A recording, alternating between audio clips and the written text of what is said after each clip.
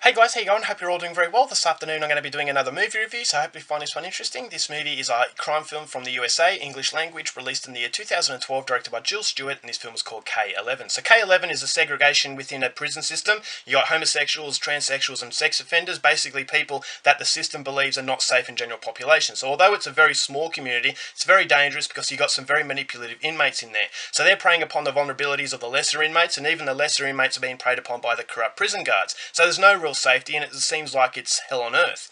So our main character, who's a very successful music executive, he's high on drugs, he's thrown in jail, and when he comes down from the drugs the next day, he realises that he's been mistaken as a homosexual, and he's also been accused of murdering a colleague. So he's actually has the prospect of spending a lot of time here, but he believes he's not safe because he's already been preyed upon and manipulated by both prisoners and guards, and so he wants to actually say that they made a mistake, he's not a homosexual, that he'd actually be better in general population, but because the prisoners and the guards can actually get a lot from this main character, they're not going to let him go anywhere. So whether or not he can actually last out his nightmare and get to where he believes he belongs is something you're going to have to find out for yourself, because that's as far as I'm going with my synopsis.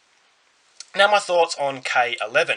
I didn't know what to expect with this film. I wasn't excited whatsoever. When I saw the trailer, I thought to myself, okay, this looks like a different kind of prison film. This looks like a prison film that's actually taking subjects that the Western world in particular are very uncomfortable with, where it comes to sexuality and how prisoners and the prison system actually treat sexuality. And I thought, okay, that's a recipe for something that could be very thought-provoking. But after seeing the trailer, I just wasn't won over. And so for the longest time, I overlooked the opportunity to actually go and see it. But finally, I saw it on Blu-ray for $3 in a second hand shop here in Australia, and I thought, why not give it a chance? It's not really a risk, it's not a lot of money, so I wasn't really playing a dangerous game. And so Jill Stewart, who is the mother of Kristen Stewart, was actually the director, and so I thought, okay, this is at least interesting. This is at least warranting some time on a Saturday night to actually go and watch it. Only 85 minutes, so it's not overly long, but I was hoping in the back of my mind that it was going to be a gem, that it was going to be something that would actually really surprise me and make me regret taking this time to actually go and see it, taking this long for me to go and see it. So those expectations were there, but as I said, I really wasn't excited, and after seeing the film, I will say that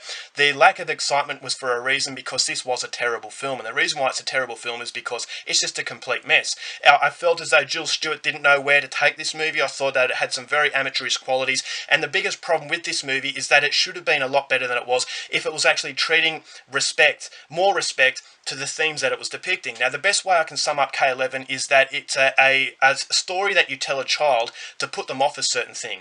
So whether it's a child stealing things and you say that a big bad monster is going to come out and eat you if you steal another thing, and they're like terrified and they're not going to steal anymore. I felt that this is what it was like for people, putting people off prison, is that you're going to exaggerate it to the point of being the boogeyman, and that the boogeyman is going to be under your bed. If you misbehave, the boogeyman is going to come and eat you. And so I thought that this movie had so much exaggerated quality where it was basically just an exercise in putting people off. And so you've got a community of K-11 that I thought wasn't treated with the most respect. Is that I thought this was an opportunity to actually open the eyes to the stigma behind sexuality and how we treat these sorts of people, and how this could have been a double meaning for society, treating homosexuality and transgender. And so I thought that was a missed opportunity, because this director is more concerned with actually being provocative as opposed to actually giving the story a solid base. And so if you're being provocative just for the sake of being provocative, you become that student in the class that's making all the noise because it's desperate for attention. And because there's no substance to what they're doing, you don't really give them too much attention. It's basically just making a loud noise for the sake of it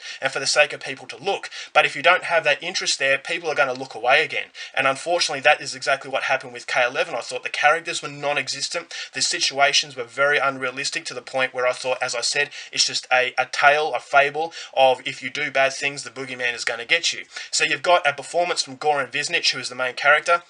He had absolutely nothing to play with. The script doesn't allow this character to go to any relatability whatsoever, and in fact, in certain circumstances, he was very annoying. So when you've got a main character who's going through his hellish journey, and you don't care what happens, all of a sudden the provocative themes and the provocative things that happen as far as the violence is concerned, and the threat of sexual violence, all of a sudden it just goes out the window. You disconnect yourself from what's going on, therefore the impact is lessened quite considerably. So the script doesn't allow any of the other characters to blossom. You've got Castillo, who is a very very good looking Mexican actress. She plays one of the transgender in the film, and although she's playing a man in the movie dressed as a woman, she was very good to look at. But once again, as I said, it was a missed opportunity. There wasn't any respect to the themes that the movie was trying to depict, and I thought that if it was handled by a better director with a better script, it could have actually been a very thought-provoking film that actually makes you think. And so you've got, as I said, situations with the guards and everything that you've seen in other films before it. It's borrowing a lot of ideas, but it's exaggerating those ideas to the point where it's just something that you can just, it's a suspension of disbelief. And when it's a suspension of disbelief, all of a sudden all that disturbing quality really does go out the window. I thought this movie dragged. It only goes for 85 minutes, but when you feel as though it goes for 2 hours, you've got a massive problem. So the movie just doesn't go in any direction. At the start of the film, I thought it was fairly surreal, and I thought, okay, maybe this is going to be a hallucinatory sort of nightmare that's going to have double meaning for a guy's personal hell, but it doesn't really go down there. And so I thought to myself, okay, well, where's Jules Stewart going to be taking me? The first 10 minutes I thought, okay, this is promising, and I'm looking forward to the twists and turns that this movie is going to have. But at the end of the film, I was still left thinking, where is Jules Stewart taking me? And so unfortunately, that is the biggest problem with the film. There's no real positives to the movie, and all in all, it's just an incredibly disposable experience that I can't say I was really disappointed with, because I wasn't expecting anything, but considering that there's a lot of talent in the family, in the Stewart family, as far as cinema is concerned, I don't believe Jules Stewart has provided something that is a stepping stone for me as a viewer. This is the first film I've seen of hers. I don't think it's a very good stepping stone to her next film, because this movie was just, as I said, it didn't provide anything, and all in all, it's just a very, very forgettable movie. So overall, for K-11, I'm going to be brutally honest, I'm only going to give this one half a star. Alright guys, that's it for my review. Hope you enjoyed it. Till next time, keep watching movies, and I'll see you later.